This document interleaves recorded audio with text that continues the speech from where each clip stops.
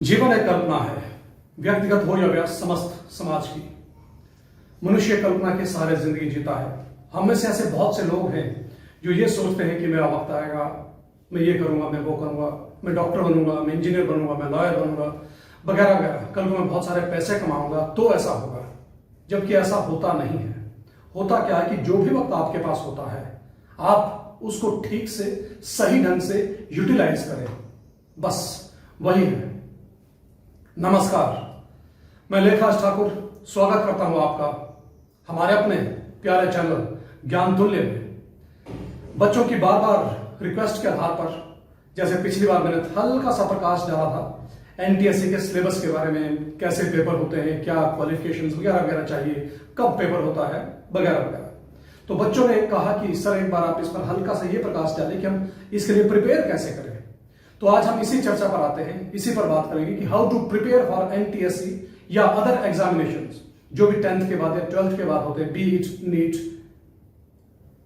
IIT, JW, NDA वगैरह वगैरह। क्योंकि maximum syllabus English, Hindi, math, SS, physics, chemistry, biology, ये कुछ चीजें आपको कॉमन मिलेगी आगे तक के पेपर में। तो आज हम बात करते हैं कि how to prepare for NTSC, national talent search examination. तो ये है हमारे पास, जैसे कि first of all you must know what is the syllabus exactly. Syllabus क्या है उसका।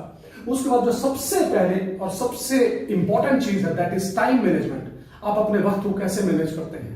मेरे पास भी वही 24 घंटे हैं, सचिन तेंदुलकर जी के पास भी वही 24 घंटे हैं, टाटा, अंबानी या जो भी हो, चाहे वो अमेजॉन कंपनी के मालिक हो, चाहे माइक्रोसॉफ्ट के हो, सबके पास दिन में वही 24 घंटे हैं। तो फर्क कहां पड़ता है? फर्क यहां पड़ता है कि हम अपने वक्त को कैसे मैनेज करते हैं। या हम सोए रहते हैं, जैसे आजकल बहुत सारे बच्चे ऐसा होता है कि लेट उठते हैं, मां बाप के अरमानों का सिरहाना लेकर के सोए रहते हैं, सपने बड़े बड़े देखेंगे लेकिन उठेंगे नहीं टाइम पे। तो टाइम मैनेजमेंट ये बहुत इंपॉर्टेंट फैक्टर है कि आपको टाइम कैसे मैनेज करना है। देन आपको एग्जाम का पता होना चाहिए, your strength and weaknesses. Strength means कि आपकी शक्ति क्या है, आप ऐसा क्या है जो बहुत बेहतर कर सकते हैं, आपकी कमियां क्या है, खामियां क्या है, आपको उनके बारे में पता होना चाहिए।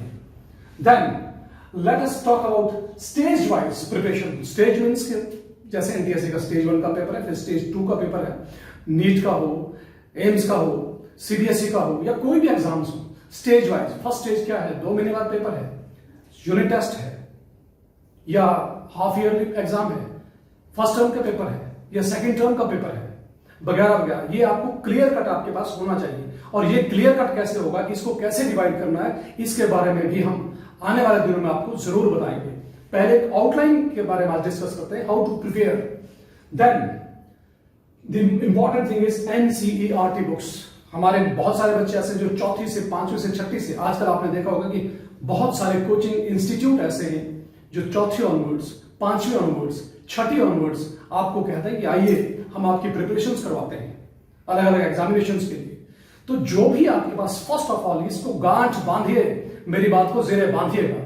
क्या कि जो भी आपके पास एनसीईआरटी की बुक्स हैं उनको ठीक से पढ़िए, अक्षर से उनका एक एक शब्द पढ़ डालिए। आपके पास वहां मैंने लिखा हुआ पेन या पेंसिल हमेशा आपके पास होनी चाहिए, ऑलवेज। क्यों? ताकि आप उसको अंडरलाइन कर सकें।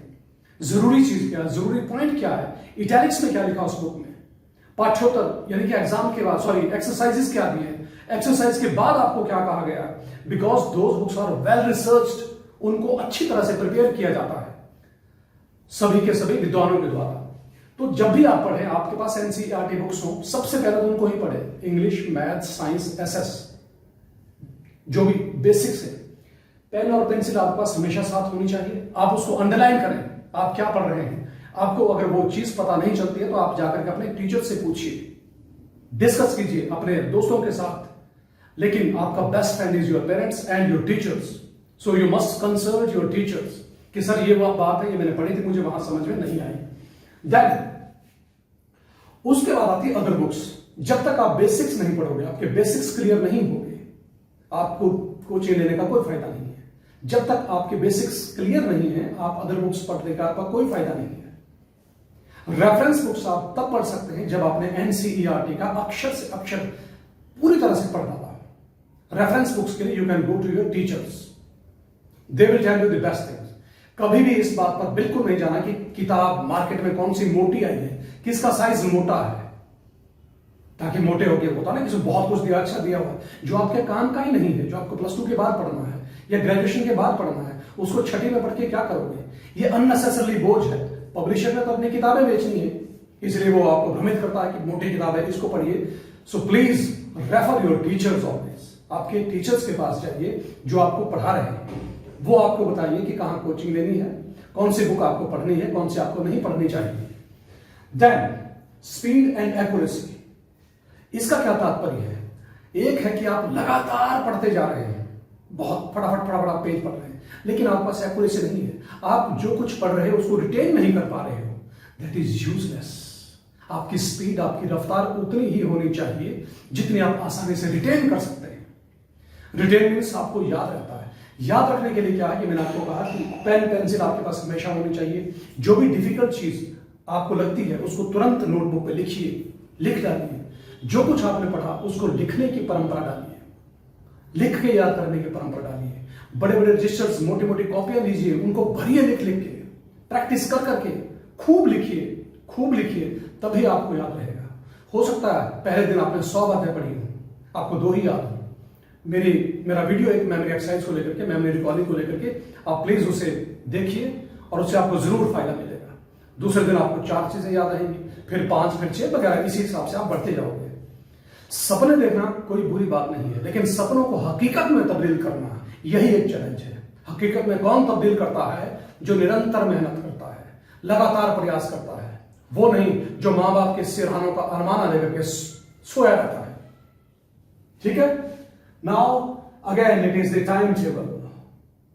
आप ऐसा टाइम टेबल बनाइए कि आप स्कूल भी जाएं, छोटे मोटे काम में, घर में मां बाप का हल्का सा हाथ भी बटाएं। वो कब? जब आप पढ़ाई से थोड़ा सा थक जाते हो। इंसान में थोड़ा सा ब्रेक चाहिए होता है, तो टाइम टेबल इस हिसाब से बनाइए। स्कूल आप 6 घंटे जाते हो, 2 घंटे पहले, 2 घंटे शाम, मीन्स ऑलमोस्ट 10 आवर्स स्कूल से आने जाने के बाद। इन 10 आवर्स को आपने 8 आवर्स में कन्वर्ट करना है कि 1 घंटा सुबह जाने से पहले प्रिपेयर होना, नहाना है, धोना है, ब्रश करना है वगैरह वगैरह, यूनिफॉर्म पहननी है। 1 घंटा स्कूल आने के बाद, 6 और 2 8 घंटे हो गए। ठीक है जी, दिन में 24 घंटे हैं, 6 घंटे आप आराम से सोइए, उसके बाद 8 और 6 14 10 घंटे आपके पास। इन 10 घंटों को आराम से आपने इन्वेस्ट करना है। वो कैसे इन्वेस्ट करना है वो मैं भी आपको एक सर्कल के माध्यम से समझाऊंगा। Then solve previous years paper. जब आप सारा का सारा सिलेबस पढ़ते हो, सिलेबस को अंडरस्टैंड करते हो, बार बार पढ़ते हो, गो थ्रू करते हो उसको, तब आपके पास प्रीवियस ईयर्स, पिछले साल के क्वेश्चन पेपर, आप उनको खुद सॉल्व करें। Then you take your doubt sessions. Self study सबसे पहले, सबसे इंपॉर्टेंट पहलू है कि first of all you must go for self study only, then discuss it with your friends in groups, then go to your teachers. Mind it, आपके teacher से बढ़िया, आपके अध्यापकों से बढ़िया आपका गाइड कोई नहीं है, आपका दोस्त कोई नहीं है। अब बात आती है इस टाइम टेबल की। आप तन मन से कैसे, तन मन से, मन कर्म और वचन से कैसे प्रैक्टिस करें, कैसे पढ़ें एकाग्र होकर के, उसके लिए कंसंट्रेशन की आवश्यकता है। तो मेरा पुराना वीडियो आप देखोगे, मैंने कंसंट्रेशन पर एक बहुत ही प्रिसाइज छोटे छोटे एक्सरसाइज आपको दी हुई है, जो आपको समय रहते हुए आपका भला कर सकते हैं। करोगे तो ये है वो सर्कल जो आजमाया हुआ है हमने, हमारे दोस्तों ने, हमारे बाद के हमारे स्टूडेंट्स ने। That is study, sleep and eat. आप पढ़िए, थक जाते हो, हल्का सा सोइए, सोने बाद उठ के फिर खाइए, फिर पढ़िए। आपका कमरा हो, जो आपका स्टडी रूम है, उसको क्या करना है, बिल्कुल जो आपकी खिड़कियां उनमें काले पर्दे लगाइए, बिल्कुल डार्क रूम कीजिए, आर्टिफिशियल रोशनी में पढ़िए। आपको ये पता नहीं चलना चाहिए कि बाहर क्या हो रहा, आंधी आ रहा है, तूफान आ रही है। ठीक है, आपके घर कौन आया, चाचा, मामा, चाची, किससे मिल रहा है, कोई मतलब नहीं। एक दिन में निरंतर पढ़िए। अगर आपके पास छुट्टी है, खाएं, पढ़ें, सोएं, खाएं, पढ़ें, सोएं। अब खाने का मतलब ये नहीं है, ये जो आपका ईट है, ईट हेल्दी, अच्छा खाएं, थोड़ा खाएं। खाने का तात्पर्य नहीं कि आपने खूब ठूस दिया और 5 मिनट के अंदर ही अंदर आपको वासी आने लगे, आपको नींद आने लगे, तो फिर आप सोए रहोगे। फिर से आ रहा हूं उसी बात पर, तो फिर आपके साथ वही होगा जो मैंने पहले ही कहा था कि बहुत सारे युवा वर्ग आज का ऐसा है जो अपने माँ बाप के सुनहरे सपनों का सिरहाना लेकर के सोए रहते हैं। तो आप सोए रहोगे, इसलिए कम खाएं, हेल्दी फ्रूट्स, जूसेस, हल्का सा दूध, चपाती, एक दो, हल्के से चावल, देन स्टडी, पढ़ें, हल्का सा सोए। दुखी हो गए तो नहीं सोना चाहते तो माँ के पास गए, किचन में चाय बना दी, हल्के से बर्तन धो दिए, फिर खाया पढ़ना सोना, खाया पढ़ना सोना, खाया पढ़ना सोना। This is the clear cut method, mind it. आपको सफलता से कोई नहीं रोक सकता। ये मैंने सिर्फ आज एक आउटलाइन बताई हुई है कि कैसे पढ़ना है। जो बच्चे चौथी, पांचवी, छठी, सातवीं, आठवीं में हैं, वो सिर्फ और सिर्फ एनसीईआरटी की बुक्स पर ध्यान दें, ठीक से उनको पढ़ें। एक बार फिर मैं कह रहा हूं, उन्हें ठीक से पढ़ें, ठीक है। जब आप उनको ठीक से पढ़ोगे, आपके पास कुछ प्रॉब्लम्स आएंगी, वो आप पेन और पेंसिल से नोट करोगे, लिखोगे और अपने टीचर्स के साथ डिस्कस करोगे। डिस्कस करने के बाद आपके डाउट्स क्लियर होंगे, आप बार बार लिखोगे, रिवाइज करोगे। Definitely my dear students, you will feel the difference. आपको एक एनलाइटनमेंट महसूस होगी अंदर से, एक असीम खुशी की आपको महसूस होगी आपको अंदर से कि मैंने बहुत मेहनत की है, ठीक है। और परिणाम फिर ऊपर वाले के हाथ है। पहले हम पढ़ें तो पढ़ें, प्रैक्टिस तो करें। ये ऊपर से ऐसे किस्मत आ रही होती है नीचे को, यहां से आपकी मेहनत जा रही है, ये ऊपर से किस्मत आ रही है। कहीं ना कहीं तो टकराएंगे दोनों, ये किस्मत आ रही है जो ऊपर वाला आपको अवसर दे रहा है, ये आपकी मेहनत है। निरंतर आप हार्ड वर्क कर रहे हो तो कहीं ना कहीं तो टकराएंगे ही।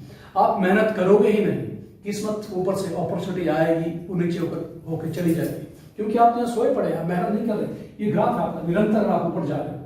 ऊपर जाना मीन्स आप मेहनत कर रहे हो, इसलिए मेहनत करने से ना डरे, निरंतर मेहनत करें, प्रयास करें, डिसहार्टन ना हो, स्ट्रेस ना लें। स्ट्रेस का क्या मतलब है? स्ट्रेस वो होता है जब आप अननेसेसरी बाहर की चीजों के बारे में सोचते हो जो आपके हाथ में है ही नहीं, आप उसके बारे में सोच रहे हो कि कोरोना क्यों आ गया, मुझे तो स्कूल जाना है। कोरोना आपके हाथ में नहीं था ना, आज तूफान क्यों आया, ये आपके हाथ में नहीं है।